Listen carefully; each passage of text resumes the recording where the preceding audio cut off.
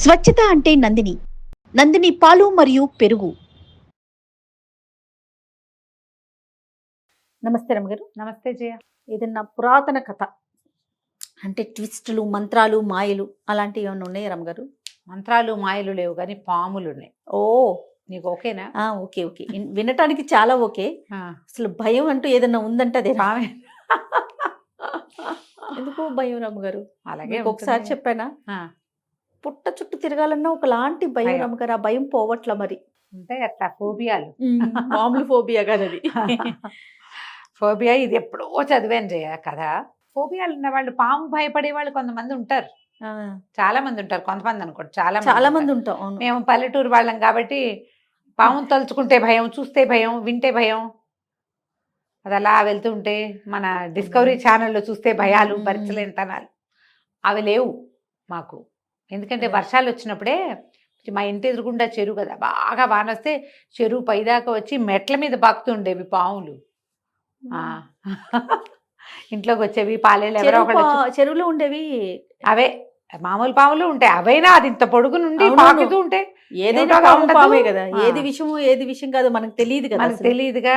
ఇంట్లో కూడా ఎప్పుడైనా పాములు జొరబడేవి. అవునండి.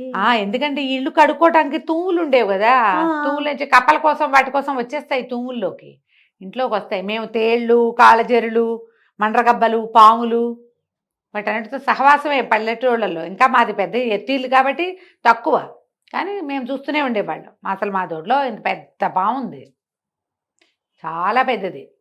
ఎంత క్యాజువల్గా చెప్తున్నారు అమ్మగారు. తిరుగుతూ ఉండేదా? తిరుగుతూ ఉంటుంది. ఏం చేయదు. అంటే దాని దారిన అది ఉంటుంది, దాని దారి అది, మన దారి మంది. ఉంటాయి పాములు. పాములు మనకి ఆవులు బుస కొడతాయి పాము కనపడ్డప్పుడే. అవి అది గట్టిగా నడుస్తాయి, ఎడ్లు రంకేస్తాయి పాము కనిపించినప్పుడు. బెదురుకన్నమాట. ఆవుల్ని ఏమైనా చేస్తాయండి ఇవి? అప్పుడప్పుడు గొడ్లని వాటిని కాటేస్తాయి జయ, చాలా తక్కువ కదా కానీ కాటేస్తాయి. ఆవు దోడిని కాటేసింది, గేదె దోడిని కాటేసింది, గేదెని కాటందుకుంది పాము. ఆ దారిలో అవి పడుకున్నప్పుడు లేచినప్పుడు వాటికి తగిలితేనో ఉంటాయి. పాము గరిచిందని వచ్చేవాళ్ళు అయ్యే అట్లా. నా భయానికి తోడు ఎప్పుడన్నా ఏదైనా వీడియోస్ చూస్తున్నాను అనుకోండి, ఇవే కనిపిస్తాయి అమ్మగారు. ఎలాగో తెలుసా, వాష్రూమ్ లోపలికి వచ్చేసినట్టు, లాబరేటరీ లోపల కమోడ్ లో నుంచి బాత్రూమ్ లోకి వెళ్ళాలంటే భయం. మొత్తం వెతుక్కొని నిజంగా మొన్న మధ్య కూడా చూసాను ఇట్లానే వాష్రూమ్ లో వచ్చేసిందంట అనేసి. ఫోబియాలు. కానీ అవే కనిపిస్తాయి ఏంటో వీడియోస్ కూడా. అవును, చాలా భయం అనిపిస్తుంది. చెప్పండి అమ్మగారు, స్టోరీ చెప్పండి. పాతాళ నాగు కథ చెప్తా. ఎప్పుడో చదివాం. శోణా నదీ తీరంలో గౌడ నగరం అని ఒక నగరం ఉండేదట. శోణ నది పేరు. షో కాదు, శోణ అనాలి. షోణ అంటలే చూడు, నేను షో కరెక్ట్ గా పలుకుతున్నానా? సో కాదు, షో కాదు, షో. సో శోణ అణ మళ్ళీ శోణ ఆ నగరం పేరు. ఈ శోణా నది తీరంలో ఈ గౌడ నగరానికి మహిపాలుడని ఒక రాజుగారు ఉండేవాడు. ఆయన యువకుడుగా ఉన్నప్పుడు ఒకసారి భార్య ఆయన కలిసి నదీ తీరానికి వ్యాహ్యాలకి వెళ్ళి వెళ్తారు. ఎంతంత దూరమో నడిచేవాళ్ళు. అది ఒక కొండని చుట్టుకుని రావాలట ఆ నదీ తీరం. వెళ్తుంటే కొంతమంది బెస్తవాళ్ళు చేపలు పడుతూ రాజుగారికి 3 పెద్ద పెద్ద చేపలు గిఫ్ట్ ఇచ్చారట. గిఫ్ట్ ఇస్తే ఒక బుట్టలో పెట్టించారు. పెట్టిస్తే నేను తెచ్చిస్తామని చెప్పారు. కోటకు తెచ్చిస్తామంటే, మీరెందుకు రా ఇంత దూరం కోటకు రావటం, నేను ఎలాగో కోటకే కదా వెళ్తా, ఆ బుట్ట నా చేతికి. ఆయన అంతా అంటే డౌన్ టు ఎర్త్ వాడనమాట. ఆ బుట్ట చేత్తో పుచ్చుకుని నడిచి వెళ్తూ ఇటు ఈ కొండ మలుపులోకి తిరిగారు కదా, నది మీ పక్కన చూస్తే పెద్ద బండ రాళ్ళు ఉన్నాయి. ఒక బండరాయి మీద కూర్చున్నారు భార్య భర్త. కాసేపు బుట్ట పక్కన పెట్టుకుని ఆ బుట్టలోంచి చేపలు తీసి చూశాడు. ఎంత ఉన్నాయి, ఏం చేయిస్తావు వీటితోటి అని మాట్లాడుతూ తీస్తుంటే ఆ బుట్టలో 3 చేపలతో పాటు ఒక సన్న అంతటి నల్లటి పురుగు లాంటిది కనపడింది. ఎర్రటి కళ్ళు దానివి. అది తోక ఇలా ఇలా ఇలా కదులుతుంటే ఆ రాణిగారు హడిలిపోయి, ఇదేమిటి ఏదో పురుగలేముంది అన్నది. అనేసరికి అది ఏమిటో వీళ్ళకి తెలియలే, చేపలతో పాటు వచ్చేసింది అంతే ఆ బుట్టలోకి. ఈయన ఏం చేశాడు, వీళ్ళు కూర్చున్న బండకి కొంచెం అవతలగా ఒక పాడుబడిన బావి ఉందట. నదీ తీరానికి కొండకి దగ్గరగా, నదీ తీరంలో కొండ దగ్గర. ఈ పురుగుని ఇట్లా తోకబట్టి తీసి ఆ బావిలోకి ఇలా పడేసాడు. ఏదో పురుగు దాని దారిని అది పోతుందని చేపలు పుచ్చుకుని ఇంటికి వెళ్ళిపోయారు. సరే వంటలు చేయించుకున్నారు, తిన్నారు. కొన్ని రోజులు గడిచాక ఈయన ఒక యుద్ధానికి వెళ్ళవలసి వచ్చింది. వెళ్ళాల్సి వచ్చేసరికల్లా సరే ఈయన యుద్ధానికి బయలుదేరాడు. సంవత్సరం పట్టిందట ఆయన వెనక్కి రావడానికి. ఏడాది అయ్యి ఆయన వస్తుంటే తన నగరం బయటంతా పాడుబడిపోయినట్టు, కాలిపోయినట్టు, చెట్లన్నీ కాలిపోయినాయి. ఆ నగరం బయట, నగరం వెలుపలే ఉండే చిన్న చిన్న గ్రామాలన్నీ మసిబారిపోయినట్టు అట్లా కనపడ్డం మొదలెట్టి, ఏంటి ఇదంతా ఇట్లా ఉంది, ఒక ఏడాది నేను లేకపోతే ఇదంతా ఇలా అయిపోయిందా అనుకొని వెళ్ళాడు.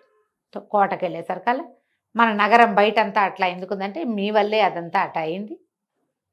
నేను ఆ రోజే చెప్పాను, ఆ పురుగునేమో అందులో పడేశారు. అది పురుగు కాదు, పాతాళ నాగు. వాళ్ళు ఇంతే ఇది నలిపేస్తే చచ్చిపోయేది. ఇంత పెద్దది అయిపోయింది ఇది. దానికి వెర్రి ఆకలి, పాతాళానికి వెళ్ళే దారి తెలీదు. అది ఇక్కడే ఉంది. అది ఆకలేసి ఊళ్ళ మీదకి వచ్చేస్తుంది. అది నోరు తెరిచి బుస కొట్టిందంటే మంటలు వస్తాయి. ఆ మంటలకు రాళ్ళు రప్పలు కూడా తగలబడిపోతున్నాయి. అది ఎటువైపు వెళ్తే అటు. సంవత్సరం నుంచి చచ్చిపోతున్నాము దాంతో. కానీ అదేమిటి, బుస కొట్టుతుంది, మంటలు వస్తాయి, కానీ తింది ఎవరిని, అది కాటేది మనుషుల్ని తిందది. దానికి ఆహారం కావాలి. ఆహారం ఏమిటి, అది పాలు తాగుతుందని ఎవరో చెప్తే ఊళ్ళో వాళ్ళంతా పాలు తీసుకొచ్చి పెడుతున్నారు దానికి. ఏం చేశారు, ఒక రాతి తొట్టె ఏర్పరిచి ఆ కొండ దగ్గర దాంట్లో పాలు పోస్తున్నారు.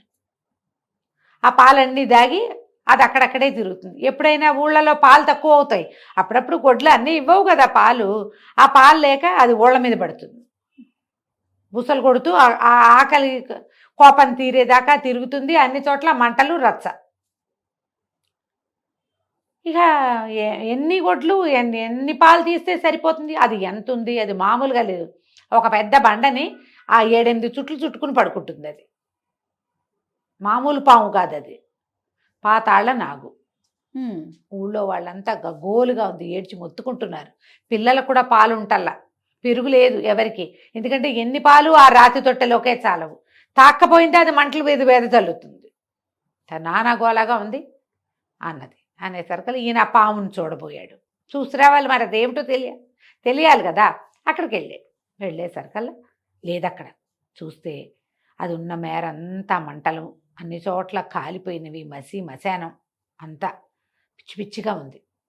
అక్కడి నుంచి అది పాలు తాగేది పెద్ద తొట్టె. అదేదో రాతి తొట్టె అంటే ఏదో ఇంతది కాదు, బకెట్ల కొద్దీ పాలు పడతాయి అందులో. అప్పుడు కానీ సరిపోవు దానికి. ఈయన చూస్తుంటే అది అక్కడ లేదు. ఎక్కడ ఉంటుందంటే ఈ పాలు తాగేశాక అది ఏం చేస్తుందట, నది మధ్యలోకి వెళ్ళి ఆ మధ్యలో కొన్ని బండలు ఇట్లా మధ్యలో పొడుచుకొచ్చినట్టున్నాయి. బండ చుట్టుకుని అటు పడుకుంటుంది. చూస్తే ఆ బండ ఎంత బండ, ఒక 8-9 మంది చేతులు పుచ్చుకుంటే ఒక రౌండ్ అవుతుంది. అది దానికి 3 చుట్లు చుట్టుకుని ఉంది. ఇది అబ్బాబ్బాబ్బా భయమేసింది. ఏం చేయాలో తెలియలే. చంపేద్దాం దీన్ని అనుకున్నాడు. సరే ఇట్లా కాదు, ఇప్పుడు ఎన్ని పాలు పోస్తాము, ఎన్నాళ్ళని పోస్తాము, ఎంతవరకు ఈ ఊళ్ళో వాళ్ళకి పసిపిల్లలకు కూడా పాలు లేని పరిస్థితి వస్తే కోటలో వాళ్ళందరూ ఏమైపోవాలి. పాలు లేకపోవడంతో పెరుగు లేదు, నెయ్యి లేదు, మిగలేదు, వెనలేదు. ఎంత కరువు, ఎన్ని కోట్లని పెంచితే దీనికి పోస్తావు. అంతే. పైగా ఇది ఏడాది వయసే దీనికి, ఏడాదే కదా అయ్యింది. ఇంకా ముందు అప్పుడు ఎట్లా, ఏడాదికి ఇంత, ఇంకా ముందుకి ఏం చెయ్యాలి. దానికి పాతాళానికి వెళ్ళే దారేమో తెలీదు. అది ఇక్కడే పడుంది. ఆ బెస్తవాళ్ళు దాన్ని ఎక్కడి నుంచి తెచ్చారో వాళ్ళకి తెలీదు. సరే నేం చేశాడు, ఇంటికి వెళ్ళి ఆయన పెద్ద మహాఖడ్గం అంట, ఆ ఖడ్గాన్ని పట్టుకొచ్చేసరికల్లా సరే ఏం చేశాడు, మళ్ళీ వచ్చాడు. ఖడ్గం పట్టుకొని వస్తే తొట్టె నిండా పాలున్నాయి. అది పాలలో సగానికి పైగా దిగిపోయి పాలన్నీ పీలుస్తుంది. ఈయన ఏం చేశాడు, పరిగెత్తుకుంటూ వెళ్ళి, అది ఎట్టాగో తన వైపు చూడటల్లా, అది తన వైపు చూసిందంటే నోరు తెరిస్తే మంట వస్తుంది అందులోంచి డ్రాగన్ లాగా. ఏ భాగం అయితే తొట్టెలోకి వెళ్ళిందో ఆ తొట్టె ఆనుకుని ఉంది కదా, అక్కడ కత్తి పెట్టి పెద్దగా బలంగా కొట్టాడు. మొక్క తెగిపోయింది పాము. ఈ తోక కింద పడిపోయింది. ఈ పాలు తాగుతున్న భాగం కూడా తల్లడిల్లిపోయి అది కూడా బయటకు వచ్చేసి అయిపోయింది అనుకున్నాడు ఈయన. ఈయన చూస్తూ ఉండగానే 2 ముక్కలు అటు ఇటు ఇటు అటు కదిలి చటుక్కున అతుక్కున్నాయి. పాము వెంటనే ఎత్తుని లేచి మంటలు రువ్వటం మొదలుపెట్టింది ఈయన మీదకి, మహిపాలుడి మీదకి పరిగెత్తాడు. అప్పటిదాకా ఉన్న మంటలు వేరు, ఇప్పుడు వచ్చిన మంట ఇంకా పెద్దది. కోపం వచ్చేసింది దానికి. ఏం చేయాలో తెలియలే. చావు లేదు పాతాళ నాగుకి, దాన్ని చంపేసినా చావదది. ఏం చేస్తారు? ఇంకా ఊళ్ళో వాళ్ళని వీళ్ళని అందరినీ సలహాలు అడిగాడు. దీన్ని ఏం చెయ్యాలి తప్పించుకున్నాడు. అప్పుడు పితే పారిపోయాడు. వచ్చేసాడు. కానీ ఆయనకి కళ్ళు తెరిచినా మూసినా నిద్రలో కూడా మంటలు రువ్వుతున్న పామే కనపడుతోంది. శక్తివంతుణ్ణి, నేను అంత పెద్ద యుద్ధం చేసిన వాడిని నేనే ఇటా ఉంటే ఇంకోటి మామూలు వాడు ఎవడైనా ఈ మంటలు రువ్వుతున్న పామును చూస్తే గుండె పగిలి చావడు. ప్రజలకు రక్షణ ఏది, వాళ్ళకి ఆహారం ఏది? ఈ పామును పోషించడమే సరిపోతే ఈ రాజ్యం ఎట్లా పోషణ అవుతుంది? బాగా ఆలోచించాడు. ఊళ్ళో ఒక పెద్ద మనిషి ఎవరో ఒక ఆయన మంచి ఐడియాలు ఇస్తాడని ఆయన దగ్గరికి వెళ్ళాడు. వెళ్తే ఈయన బాగా ఆలోచించి ఆయన ఏమన్నాడంటే, ఓ పని చేద్దాం, నువ్వు పాలు తాగుతూ ఉండగా దాన్ని కొట్టావు, అది 2 ముక్కలు అయింది, అతుక్కుంది. నువ్వు ఒక పని చెయ్యి, నీళ్లలో ఉండగా కొట్టి చూడు దాన్ని, నీ వల్ల అయితే. నీళ్లలో ఉండటం ఎట్లా? మంచి పూటు మీద ఉంది నది, పైనుంచి బాగా వర్షాకాలం బాగా నీరు వచ్చేస్తున్నప్పుడు గోదావరి అవి ఎట్లా ఉంటాయి? అవునవును, ఎంత ఉధృతంగా ప్రవహిస్తూ ఉంటాయి. ఈ ఉధృతమైన నదిలో నిలబడ్డమే కష్టం, ఈ పామును కొట్టడం ఎట్టా? పైగా అదేమో ఇంత పెద్దది, ఇంత లావుది, అంటే మంటలు వస్తాయి దాని నోట్లో నుంచి. నదిలో తప్పించుకునే దారి ఏది అసలు? ఇప్పుడు ఇక్కడన్నా అయితే కొంచెం లోపలికి కాస్త బయట ఉంది, అక్కడేమో చుట్లు అయ్యాయి. అది ఏం చేస్తాం? అయినా కూడా మరి ఏదో ఒకటి చెయ్యాల్సింది, ఏదైతే అదవుతుంది. భార్యకి రాజు అప్పచెప్పేసాడు. వచ్చానా సాయంత్రం బతికొచ్చినట్టు లేకపోతే పోయినట్టు చూద్దాం అనుకున్నాడు. పాముకి పాలు పోసారు, తొట్టె నింపుతున్నారుగా. తొట్టెలు నింపే వాళ్ళని అదేమంది మాట్లాడకుండా కూర్చుంటుంది దాని దారిని, అది లోపల. వీళ్ళు పాలన్నీ నింపాక అది లేచి వస్తుంది బయటికి. ఆ మాత్రం అర్థం అవుతున్నాయి దానికి. తొట్టె నింపి పెట్టారు పొద్దునే, పాము వచ్చి పాలు తాగింది. ఇతను ఏం చేశాడు, తొట్టె నింపి పాము వచ్చే లోపల ఈయన గబగబా నది వైపుకి వెళ్ళిపోయి ఏ రాయి మీద అయితే అది చుట్టుకుని పడుకుంటుందో రోజు, ఆ రాతి మీద నిలబడ్డాడు కత్తిపుచ్చుకుని. రాతి మీదే నుంచున్నాడు, పైన రాతి మీద నుంచున్నాడు. ఈ సర్పం మొత్తం పాలన్నీ తాగి నది వైపుకి వచ్చింది. దానికి రాయిని సమీపిస్తుంటే తెలిసింది రాతి మీద ఒకడున్నాడు. వాడు మన్ని కొట్టిన వాడే, కానీ అది రోజువారీలాగా చెయ్యాల. రాజుకు ఒక్క క్షణం అయ్యాక అర్థమైంది, పాము అమిత వేగంతో తిరిగేస్తోంది, నీళ్లలో గిర గిర గిర గిర తిరిగేస్తోంది.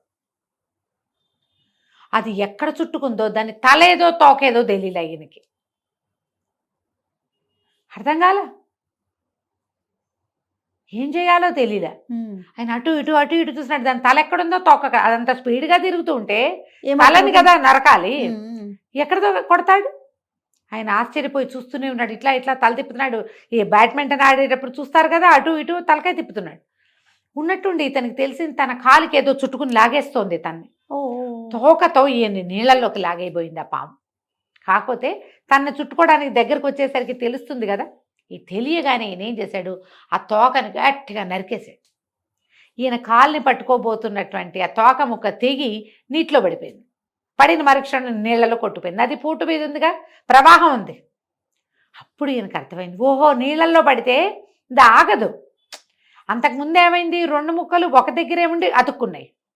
ఇప్పుడేటా అతుక్కుంటుంది, వెళ్ళిపోయింది. ముక్కలైపోతే ఇక అక్కడి నుంచి అందిన చోట అందినట్టు టపా కొట్టేసాడు దెబ్బలు. ఈ రాయిని చుట్టుకుని 3 చుట్లలో చుట్టుకుని ఉన్న ప్రతి చోట అతనికి అందిన చోటల్లా కొట్టాడు. అన్నీ ముక్కలుగా అయిపోయి ప్రవాహ వేగానికి కొట్టుకుని వెళ్ళిపోయింది పాము. విపరీతమైనగా అలసిపోయాడు, ఆ రాయి మీదే కూలబడ్డాడు. పాము ముక్కలన్నీ వెళ్ళిపోయినాయి నీళ్ళలోకి. సాయంత్రానికి నీరసంగా అడుగేసుకుంటూ వచ్చాడు. సర్పం లేదు ఇంకా. ఊళ్ళో వాళ్ళంతా పండగ చేసుకున్నారు. పాతాళ నాగు పీడ విరగడైందని దండాలు పెట్టుకున్నారు. పాముని సంహరించినందుకు సర్పానికి ఒక గుడి కడదాం అని పరిష్కారాలు ఉంటాయి కదా, పరిహారాలు చేసుకోవద్దు. అంత పెద్ద సర్పాన్ని అన్ని విధాల ముక్కా చక్కా చేసేసి దుర్మార్గం కదా. అదే ఒక జీవిని, పైగా సాధారణంగా ఒక సర్పాన్ని సంహరిస్తే దాన్ని దహనం చేయాలి, గుడి కట్టాలి, పాలు పోసి గుడి కడతారు. ఇప్పుడు పాలు పోయటానికి గుడి కట్టడానికి ఏమీ లేదు ఇక్కడ. సర్పం పేరుతోటి ఒక దేవాలయం నిర్మాణం చేసుకుందాం మనమని ఒక యజ్ఞం హోమం అవన్నీ పెట్టుకున్నారు. కాకపోతే అవి చెప్పిన వృద్ధుడు రాజుకి మేలు చేశాడు కదా, నీళ్ళల్లో కొట్టమని చెప్పి సలహా చెప్పాడు. రాజుకే కాదు పాతాళ నాగు కూడా మేలు జరిగింది. ఎందుకంటే ఈ ముక్కలన్నీ నీళ్ళలో కొట్టుకుపోయినాయా, సముద్రంలోకి చేరినాయి. నదిలో నుంచి వెళ్ళి ఎక్కడికి వెళ్తాయి, సముద్రంలో. ఆ సముద్రంలో ముక్కలన్నీ కలిసి నాగు అయిపోయింది అది. ఆ పాతాళ నాగులు కొన్ని సముద్రంలోకి వచ్చి కొత్తగా వచ్చిన నాగును చూసి ఓహో వీడు మనవాడేనని పాతాళానికి తీసుకుపోయినాయట. సముద్రంలో నుంచి పాతాళంలోకి తన అసలు సొంత జీవితంలోకి ఆ సర్పం వెళ్ళిపోయింది. ఎలాగో పొరపాటున ఇలాగా సముద్రంలో నుంచి బయటకు వచ్చి వీళ్ళకి దొరికిందనమాట. అది పిల్లగా ఉన్నప్పుడు. వాటికి మరణం లేదట. ఆ వెళ్ళిపోయిన పాము చచ్చిపోయింది అనుకుని వీళ్ళకేం పాపం లేదు, కానీ వీళ్ళు అన్ని హోమాలు యజ్ఞాలు చేసుకుని పూజ చేసుకుని గుళ్ళు అవి కట్టుకుని పాము పేరుతోటి రోజు పాలు పోయటం అవి అలవాటు చేసుకున్నారు. వీళ్ళ అదృష్టం ఏంటంటే అది మంటలు వస్తాయి కానీ దాన్ని నోటించి అది తింటల్లా ఎవరిని తినకపోవడంతో ప్రజలు బతికారు. ఆ ప్రాంతం అంతా మెల్లిగా అన్ని బాగు చేసుకున్నారు. కథకంచికి మనం ఇంటికి. బాగుంది రమ్మ గారు, అంత భయంగా లేదు. నమస్తే అండి. నమస్తే.